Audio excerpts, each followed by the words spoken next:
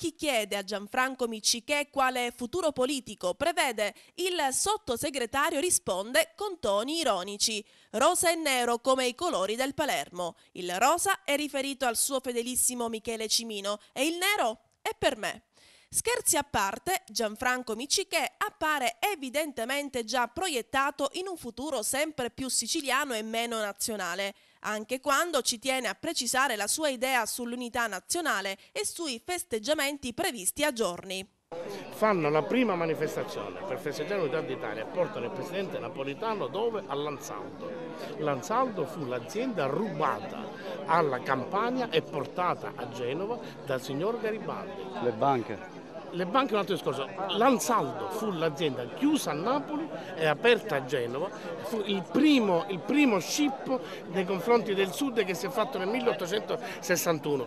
Se il voto della finanziaria regionale sancisce lunga vita al governo lombardo, un possibile ricompattamento tra i cosiddetti lealisti e PDL Sicilia appare oramai lontano. In questa delicata fase politica il PDL Sicilia non può farsi trovare impreparato. Nessuna ipotesi è da scartare, da qui a breve tutto potrà accadere e la vicenda personale legata al presidente della regione è una bomba ad orologeria che può scoppiare da un momento all'altro.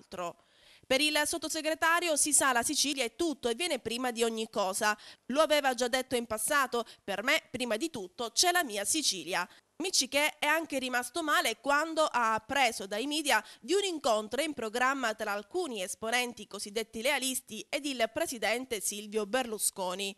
Hanno dimenticato di avvisarmi, ha commentato il palermitano nel suo blog, che poi aggiunge: ma in fondo che volete che sia? Capisco che possa da taluni essere considerato un dettaglio informarmi di una riunione, cui si dà per certo la mia stessa presenza. Pazienza, me ne farò una ragione. Per fortuna ci sono le televisioni e i TG a tenerlo informato. La mia idea è di fare sviluppare la Sicilia, quello che stiamo facendo in questo momento, e devo dire che il governo lombardo è stato lento, perché le cose, vanno dette le cose per come sono.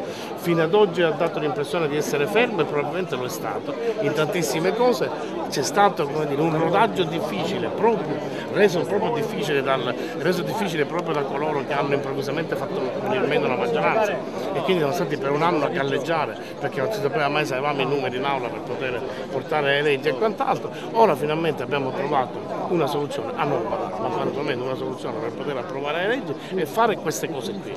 Cosa facciamo? Rinunziamo a tutto così è contento Castiglione?